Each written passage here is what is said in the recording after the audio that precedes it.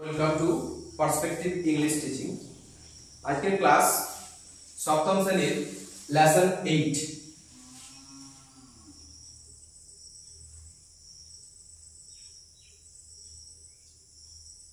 যে স্টোরিটা রয়েছে নাম কি? The story of প্রজারপাইন।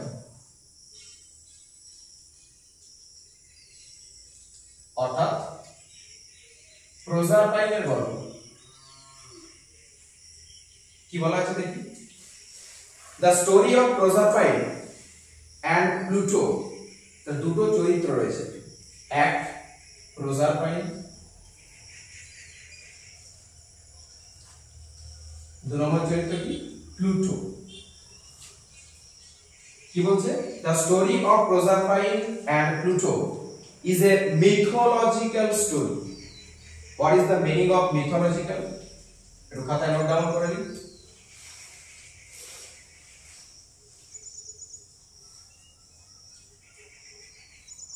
শব্দটাকে ভাঙলে আমরা কি পাবো দেখি? Myth.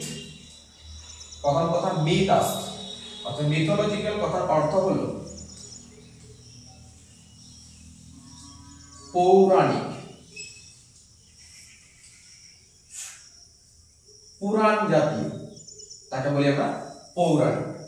The story of Proserpine and Pluto is a mythological story, একটা পৌরাণিক গল্প that dates back to ancient Roman civilization.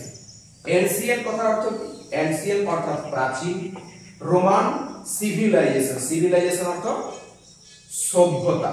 তার প্রাচীন রোমান সভ্যতার একটা গল্প বলে। ডেটস ব্যাক মানে সেই পুরানো দিনের, অনেক আগের, তাহলে পুরাতন সময়ের প্রাচীন রোমান সভ্যতার একটা পৌরাণিক গল্প। এখানে দুটো চরিত্র রয়েছে, এক প্রজারপাইন, দুই Pluto. A similar story can be traced. এই যে গল্পটার নাম দ্য স্টোরি অফ প্রজারপাইন, এই রকমের একটি গল্প ক্যান বি ট্রেসড, পাওয়া যায় বা পাওয়া যেতে পারে ইন এনসিয়েন্ট গ্রিক, প্রাচীন গ্রিক যে মিথোলজি আছে, অর্থাৎ মাইথোলজি বা পৌরাণিক পুরাণ, সেই মিথোলজিতে অর্থাৎ গ্রিক মিথোলজিতেও একই রকমের একটি গল্প পাওয়া যায়।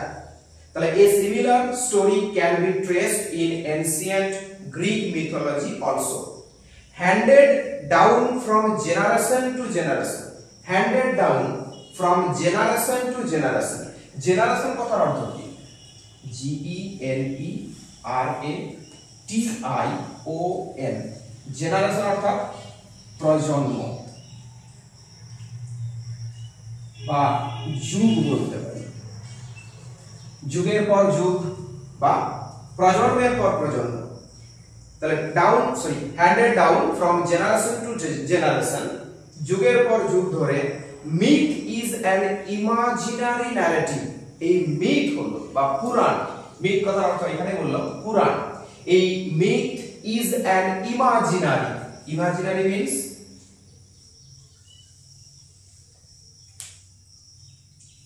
ইমাজিনারি অর্থাৎ কাল্পনিক।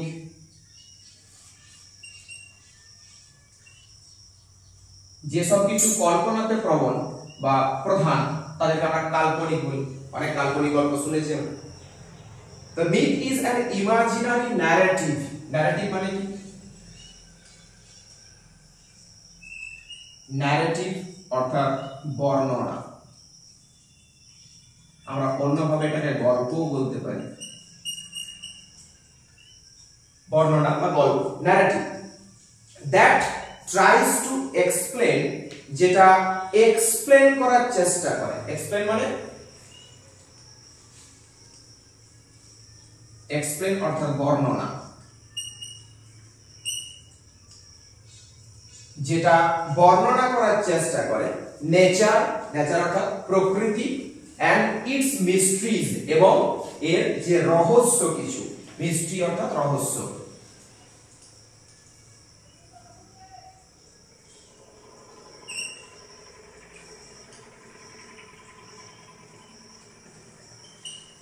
রহস্য, প্রকৃতির রহস্য অসীম, কারণ আমরা জানি হয়তো যে এই প্রকৃতি আমাদের চারপাশে যা কিছু রয়েছে এই প্রকৃতি পঞ্চভূতের সমন্বয়ে গঠিত। পঞ্চভূত কি কি? ক্ষিতি, অপ, তেজ, মরুত, বোম, অর্থাৎ আট মানে মাটি, ফায়ার লিখে দিচ্ছি, আর্থ, ফায়ার, ওয়াটার, এয়ার, স্কাই, এগুলো কি বলা হয়? 5 এলিমেন্টস।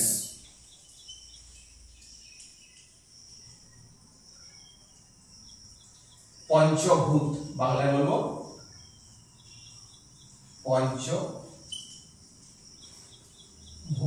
ভূত অর্থাৎ অশরীরী কিছু নয়, ভৌতিক ভয় খাওয়ানোর মতো কিছু নয়। ভূত হচ্ছে আমাদের এখানে উপাদান, যেটা আর্থ, যাকে আমরা বাংলায় বলি মাটি। ফায়ার, ফায়ার অর্থাৎ আগুন বা অগ্নি।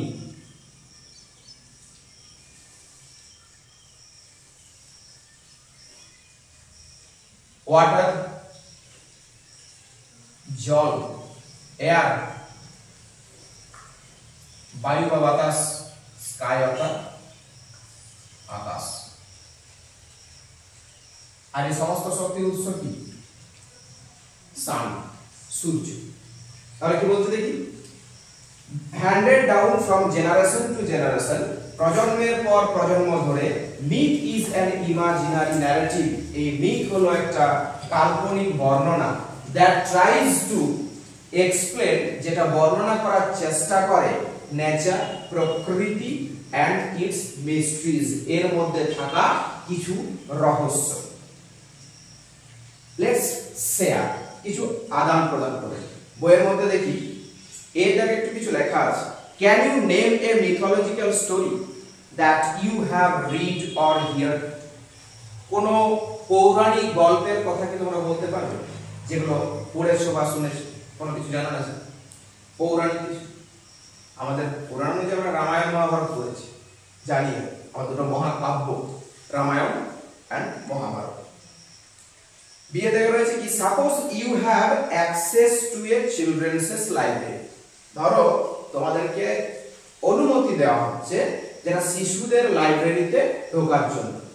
Which of the following would you like to read first and why? নিচে কতগুলো অপশন দেওয়া আছে, বলছে কি যে কোনটা তুমি প্রথমে পড়বে এবং কেন পড়বে। অপশনগুলো কি কি? এ ফেরি টেল আছে, একটা পরীদের গল্প, ডিটেকটিভ স্টোরি, যেটা ডিটেকটিভ অর্থাৎ গোয়েন্দামূলক গল্প, a story by a famous writer, বিখ্যাত কোনো এক লেখকের লেখা গল্প, এ মিথোলজিক্যাল স্টোরি, একটা পৌরাণিক গল্প, নাকি অপশন রয়েছে a story based on the life of a great person, এমন একটা গল্প যে গল্পটা একটা বিখ্যাত ব্যক্তির জীবন সম্পর্কে লেখা। ডিসকাস, আলোচনা। কোনটা, কে কোনটা পড়তে চায়?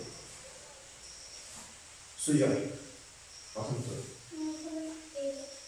A fairy tale, a detective story, a story by a famous writer, mythological story, like a story based on the life of a great person. Mythological story, পৌরাণিক। তারপর রাজ, ডিটেকটিভ। সাগর, fairy tales। সপ্তর্ষি, mythological story। Jishnu, mythological story। এদিকে কি? fairy tale। Anjan, fairy tale। তারপর হবি, সৈকত, detective story. সবাই আমরা বাদ দিয়েছি কোনটা? A story based on the life of a great person, বিখ্যাত ব্যক্তির লেখা জীবনী গল্প। পড়িনি? শিক্ষাটা ওখান থেকে বেশি পাওয়া যায়, এগুলো সবই কাল্পনিক, বাস্তবের সঙ্গে সম্পর্কযুক্ত একমাত্র এই লাস্টারটাই, যেটা রয়েছে a story based on the life of a great person, কোনো একজন মহান ব্যক্তির জীবন সম্পর্কে পড়া। এটার মধ্যে বাস্তবতা আছে, সবগুলোর মধ্যে ডিটেকটিভ স্টোরি এটা একটু বাস্তবতার দিকে থাকে, ফেমাস রাইটারের লেখা গল্প এটা বাস্তবতার দিকে থাকে। বাকি দুটো যেগুলো রয়েছে এ ফেরি টেল একটা আর মিথোলজিক্যাল স্টোরি, এই দুটোই হচ্ছে কাল্পনিক, অর্থাৎ আমাদের এই অনুযায়ী imaginary narrative. Let's read Unit 1.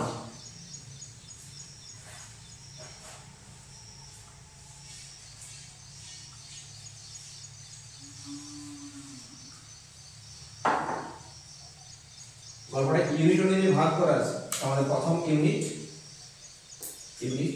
1 দেখি কি বলা আছে। Long long ago, long long দুবার ইউজ করা আছে। দীর্ঘ সময় আগে বা অনেক সময় আগে, পুরাতন সময়ের কথা, এনসিয়েন্ট অর্থাৎ প্রাচীন যে গ্রিক বা রোমান সিভিলাইজেশন এর কথা। Long long ago in the beautiful island of Sicily, in the beautiful island of Sicily. এই সিসিলি কি না বইয়ের এবং 75 পাতাতে ওয়ার্ড নোটসে দেওয়া আছে। নেক্সটে সিসিলি কি an island in the Mediterranean Sea, Mediterranean অর্থাৎ ভূমধ্য সাগর। এই ভূমধ্য সাগরের একটা দ্বীপ যেটাকে আমরা সিসিলি দ্বীপ বলে জানছি। To the south of Italy, ইটালির দক্ষিণে, ইটালির দক্ষিণে ভূমধ্য মহাসাগরের একটা দ্বীপ যার নাম হলো কি সিসিলি। তা লং লং এগো দীর্ঘ সময় আগে, in the beautiful island of Sicily, Sicily সুন্দর এক দ্বীপে, দেয়ার লিভড, এই দেয়ার শব্দটা কখন ব্যবহার করা হয়? টি এইচ ই আর ই, এই দেয়ারকে বলা হয় কি নাম আছে I N T R O D U C T O R Y, introductory. এই ইন্ট্রোডাক্টরি কথাটা কখন ব্যবহার করা হয় এই দেয়ারটাকে? এর সঙ্গে আরেকটা বলে দিই, এর সঙ্গে ইট রয়েছে। ইন্ট্রোডাক্টরি দেয়ার বা ইন্ট্রোডাক্টরি ইট হয় যখন আমাদের বাক্যের মধ্যে সাবজেক্ট বা আমরা যাকে কর্তা বলে জানি, এই সাবজেক্ট বা কর্তা যদি নির্দিষ্ট করে বোঝা না যায়, বাক্যের মধ্যে সাবজেক্ট বা কর্তা যদি নির্দিষ্ট করে বোঝা না যায়, তখন আমাদেরকে জায়গার জন্য দেয়ার আনতে হয় আর বস্তু হিসাবে ইট শব্দটাকে নিয়ে আসতে হয়। এখানে কি বলেছে? There lived a goddess. Lived কোন tense? Lived past indefinite, past indefinite ভার্বের সেকেন্ড ফর্ম ইউজ করা আছে। দেয়ার লিভড এ গডেস, একজন গডেস বাস করত। গডেস কথার অর্থ কি? G O double D E double S, goddess. মূল শব্দটা জি ও ডি, এই জি সবসময় ক্যাপিটাল থাকে। এটা supreme, S U P R E M E, supreme. এটাকে মহা জাগতিক বলা হয়, সুপ্রিম। তাই গড সুপ্রিম, তাই আমার জিটা ক্যাপিটাল থাকে, কিন্তু এখানে জিটা স্মল আছে, G O double D E double S, goddess অর্থাৎ বাংলায় বলি লিখতে হবে দেবী। আমাদের যেমন হিন্দু মিথোলজিতে দুর্গা আছে, কালী আছে, চণ্ডী আছে, মনসা আছে অনেক। There lived a goddess called Ceres. তো ওই যে সিসিলির একটা সুন্দর দ্বীপে যে দেবী বাস করত, সেই দেবীর নাম কি? Ceres, C E R E S, Ceres. She was the goddess of crops. She was the goddess of crops. Goddess of দেবী। তাহলে তিনি ছিলেন কিসের দেবী? বলা আছে সি আর ও পি এস, ক্রপস কি? ক্রপস হচ্ছে শস্য, তাহলে শস্য শস্য। আমরা জানি দেবীদের অনেক রকম ভাগ করা আছে, দেব দেবীদের অনেক রকম ভাব। বিপদে অনেকটা রক্ষা করে, বিঘ্নহর্তা গণেশ বলে আমরা জানি। দুর্গা তার আলাদা কর্তব্য, লক্ষ্মী ধন দৌলত এইসব কিছু, সরস্বতী আমাদেরকে বিদ্যা দেয়, এইভাবে।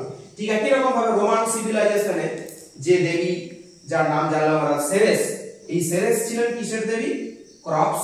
আবার রয়েছে প্ল্যান্টস, প্ল্যান্টস অর্থাৎ P L A N T S, plants উদ্ভিদ, উদ্ভিদ। এন্ড ট্রিজ, ট্রিজ কি? ট্রিজ অর্থাৎ গাছ। একটু বলে দিই, এই উদ্ভিদ আর গাছের মধ্যে পার্থক্য, উদ্ভিদ আর গাছের মধ্যে পার্থক্য।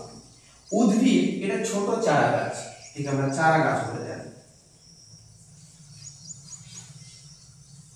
আর যেটা রয়েছে গাছ, সেটা আমরা বৃক্ষ। এটা হয়। তাহলে দেখি she was the goddess of crops, plants and trees। তাহলে তিনি ছিলেন শস্য, উদ্ভিদ এবং বৃক্ষের দেবী। সো সুতরাং all her dependent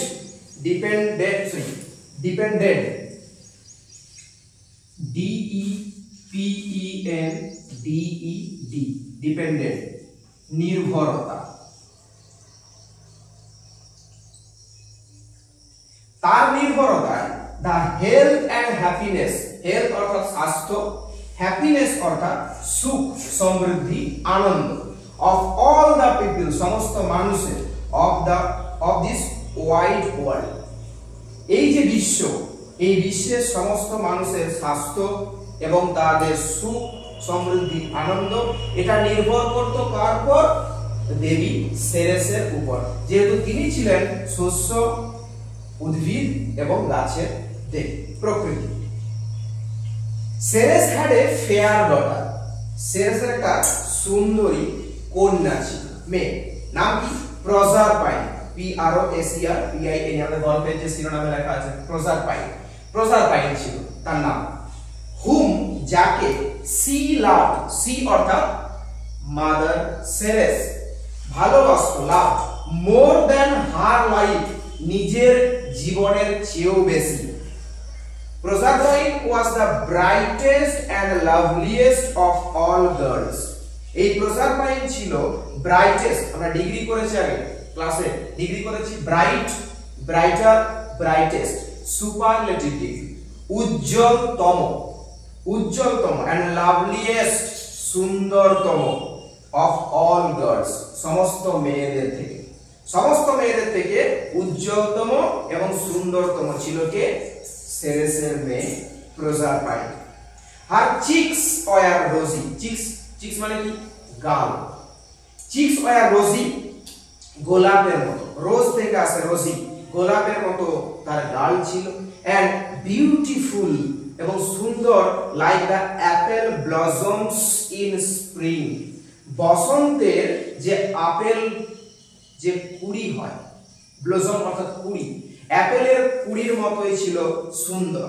her eyes were as blue as the sky, তার চোখগুলো ছিল কেমন? আকাশের মতোই নীল। ইন এপ্রিল, এপ্রিল মাসে, এপ্রিল মাসে আকাশকে যেমন নীল দেখায়, তার চোখগুলো ছিল তেমনি নীল।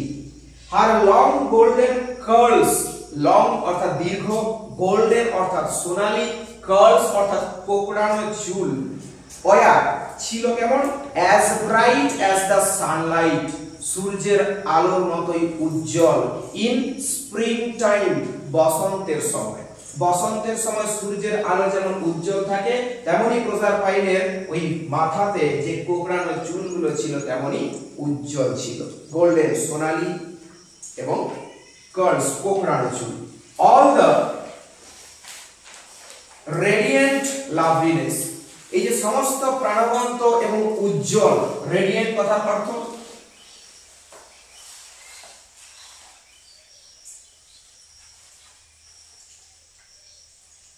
রেডিয়েন্ট, ওয়ার্ড হচ্ছে দেওয়া আছে কি? শাইনিং, যাকে আমরা বাংলায় বলি চকচকে।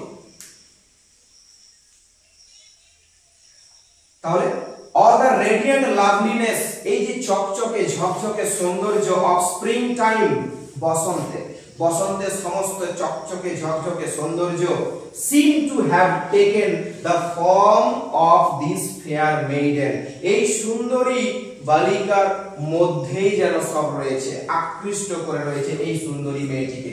দেখ একটা শব্দ আছে ফেয়ার, FAIR, ফেয়ার মানে সুন্দর, তারপরে শব্দ কি? মেইডেন, MAIDEN, আমরা বাংলায় বলি কুমারী, কুমারী অর্থাৎ যাদের বিয়ে হয়নি। এভরিবডি সেড, প্রত্যেকেই বলতো, সি ইজ দ্য স্প্রিং, ও নিজেই হলো বসন্ত, অর্থাৎ প্রজারপাইন নিজেই বসন্ত, এটা প্রত্যেকে বলা বলি করত। প্রজারপাইন হেল্পড হার মাদার, প্রজারপাইন তার মাকে সাহায্য করত কোথায়? ইন দ্য ফিল্ডস, ফিল্ডস অর্থাৎ মাঠের কাজে, অর্থাৎ যেহেতু তিনি শস্যের দেবী, উদ্ভিদের দেবী বা বৃক্ষের দেবী। With her young companions, companions কথার অর্থ কি?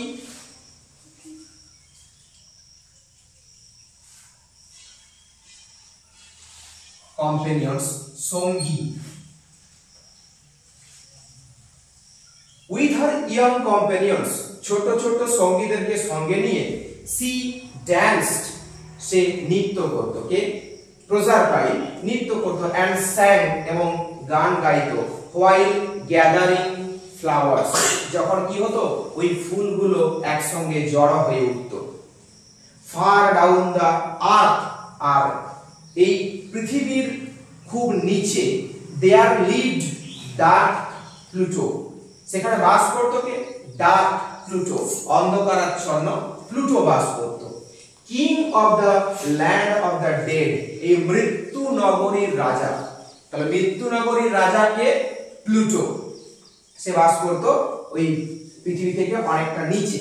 হি had often asked some goddess, সে প্রায় কিছু দেবদেবীকে বলে বেরিয়েছে to come and live with him, আসতে তার কাছে এবং তার সঙ্গেই বসবাস করতে। বাট নো গডেস, কিন্তু কোন দেবী ওয়াজ উইলিং, ইচ্ছুক থাকেনি to live among the dead, ওই মৃত্যু নগরীতে বসবাস করতে কেউই ইচ্ছা প্রকাশ করেনি। So Pluto was very lonely, তাই প্লুটো ছিল খুবই নিঃসঙ্গ, একাকী। লোনলি কথার অর্থ LONELY, লোনলি অর্থাৎ একা। সুতরাং প্লুটো এখন একা, তার কাছে কোনো দেবী যায়নি তার ওই মৃত্যু নগরীতে বসবাস করতে। সো এই পর্যন্তই।